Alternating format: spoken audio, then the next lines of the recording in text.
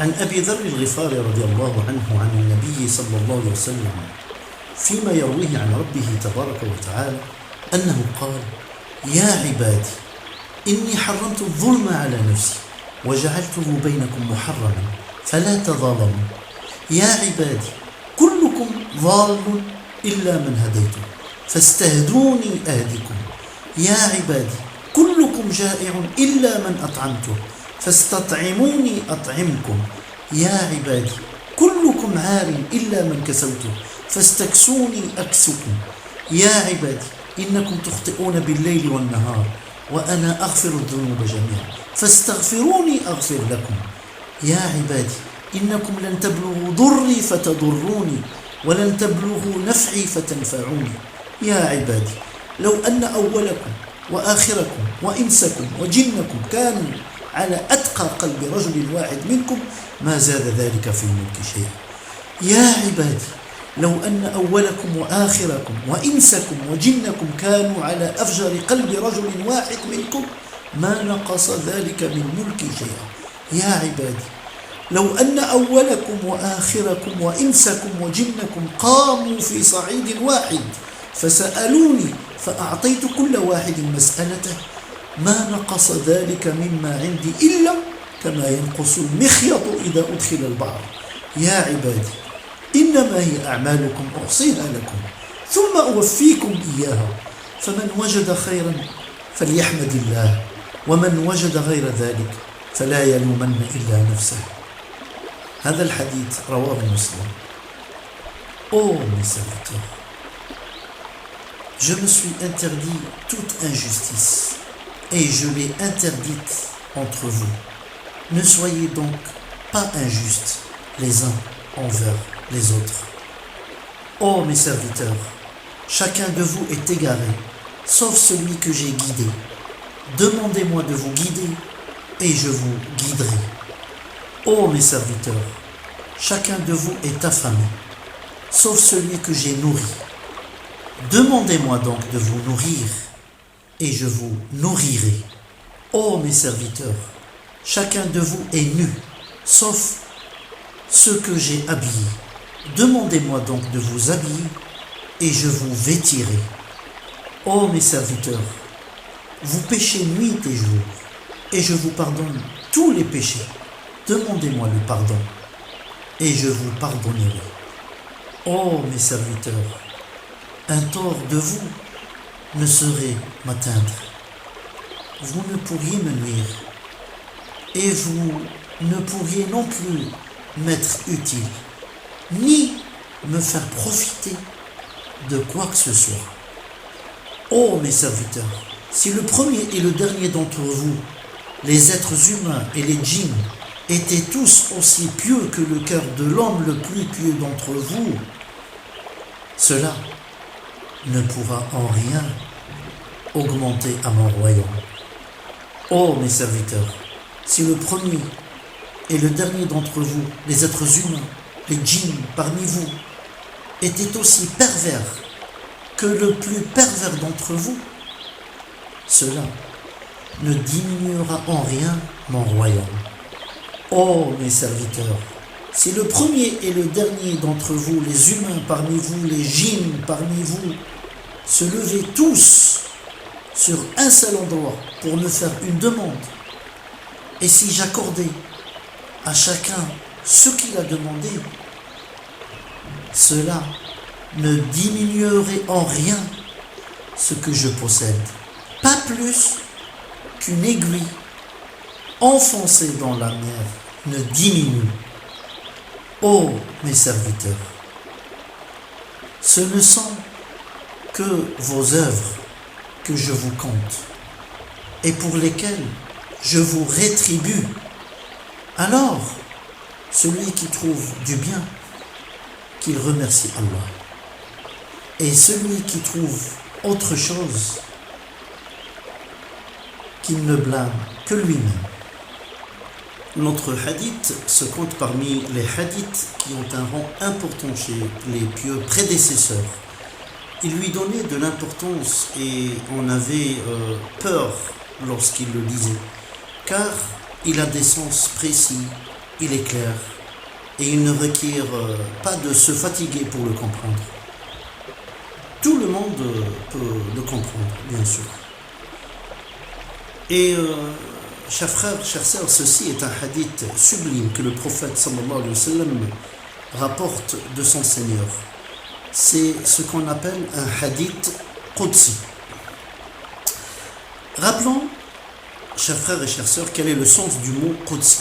Qudsi signifie la pureté. Exemple, al-ard al-muqaddasa est une terre mutahhara, c'est-à-dire pure. De même, pour les noms d'Allah, on dit taqaddasat asma'u, car ces noms sont purs de tout manque.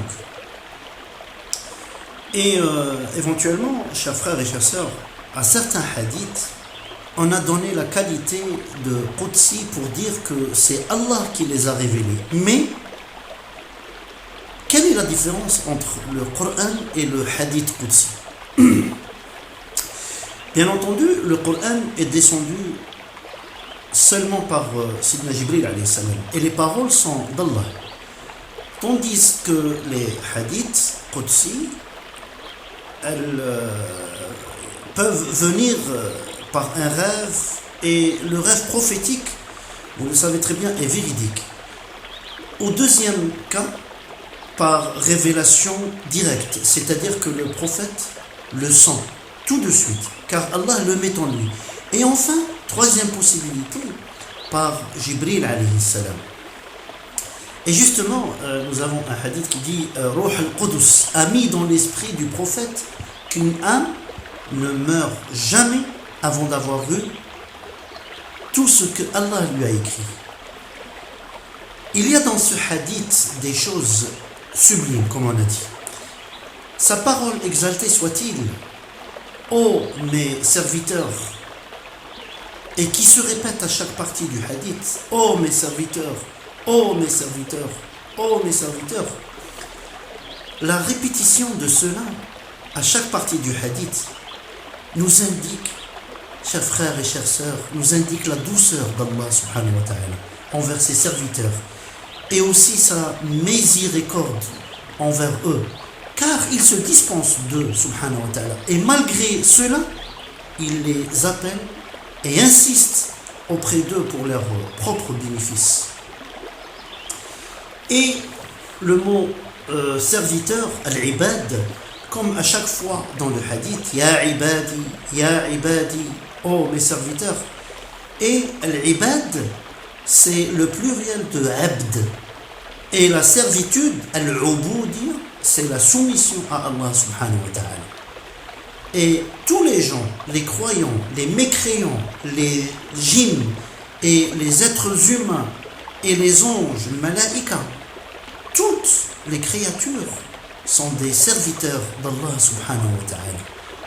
Dans le sens général, dans le sens large du terme, ils sont tous des serviteurs d'Allah qui lui appartiennent subhanahu wa ta'ala.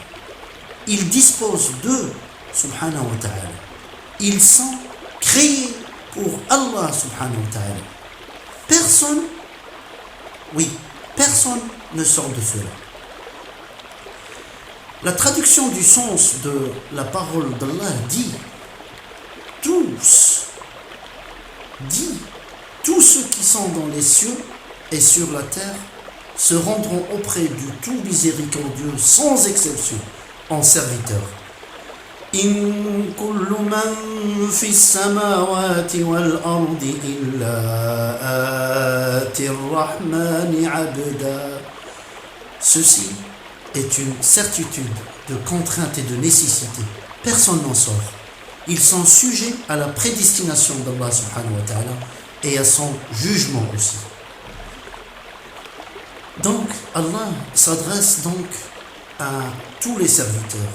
Ô mes serviteurs. Et le deuxième type de servitude est une servitude spécifique.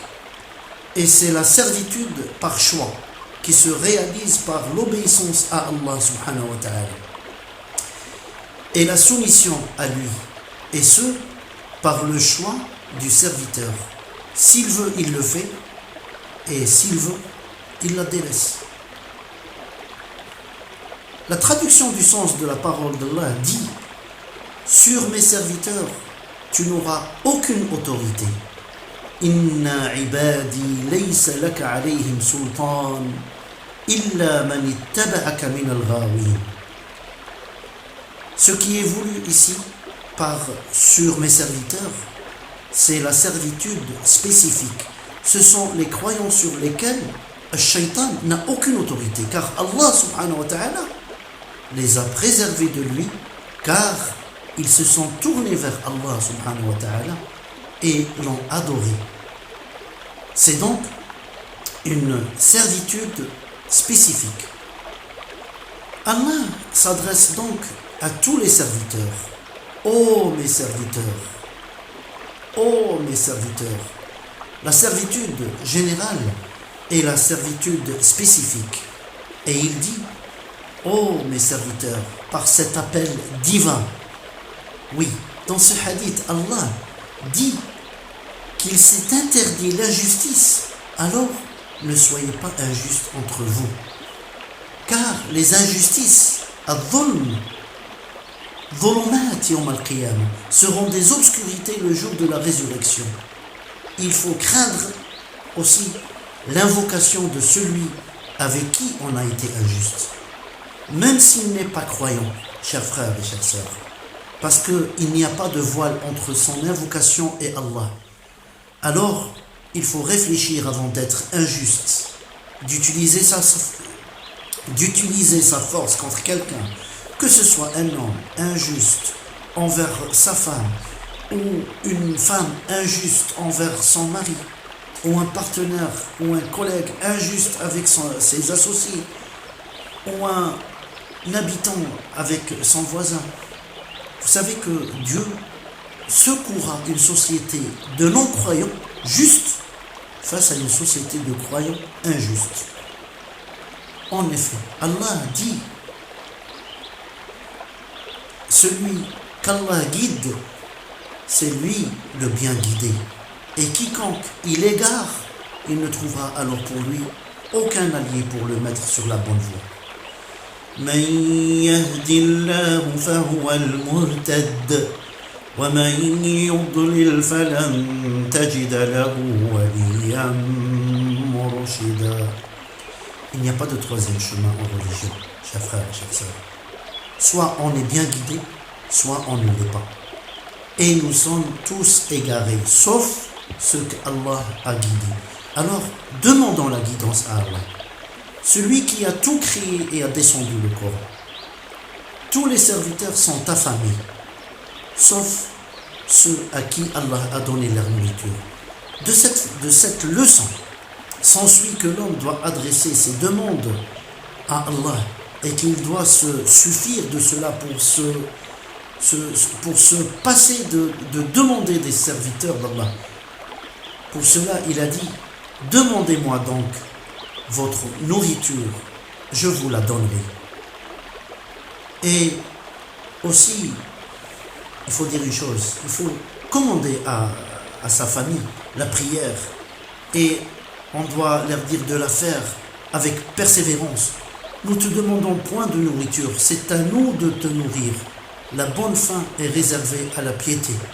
وَأْمُرْ أَهْلَكَ بِالصَّلَاةِ وَاسْطَبِرْ عَلَيْهَا لَا نَسْأَلُكَ رِزْقًا نَحْنُ نَرْزُقُكَ وَالْعَاقِبَةُ لِلتَّقْوَى.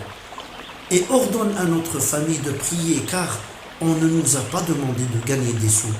Du moment où nous sommes sur le bon chemin, Allah subhanahu wa ta'ala nous facilitera la vie. Demandons l'aide de Allah. Oui, chers frères et sœurs, le prophète demandait ainsi à Allah de lui donner un salaire licite et de l'utiliser d'une manière licite. Qu'ils adorent donc le Seigneur de cette maison, la Kaaba, qui les a nourris contre la faim et rassurés de la crainte.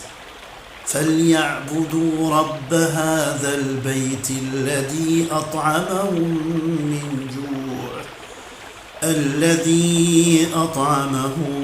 من جوع وآمنهم من خوف.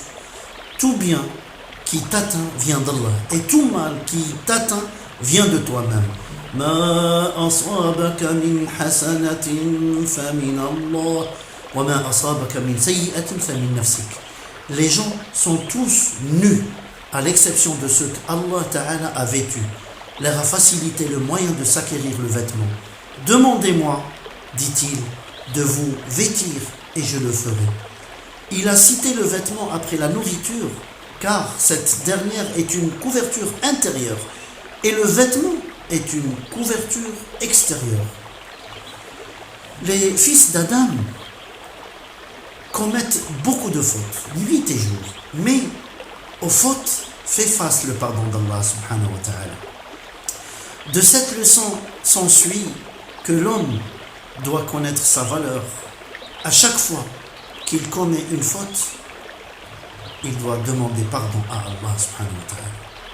Oui, chers frères et chers sœurs, Allah ta'ala pardonne les fautes, bien qu'elles soient en grand nombre. Si l'homme demande pardon à Allah subhanahu wa ta'ala, Allah qui a dit « Demandez-moi pardon et je vous le donnerai ». Ô mes serviteurs, vous ne sauriez réussir à me faire du tort, vous n'y parviendrez pas. Vous ne sauriez réussir à me rendre service, vous n'y parviendrez pas. Cela parce que Allah Ta'ala n'a pas besoin de ses créatures. Parmi ces noms, le Tout-Puissant, ce qui signifie que sa puissance l'élève au-dessus de toute atteinte par un mal quelconque. Il est aussi le suffisant à soi, le digne de louange.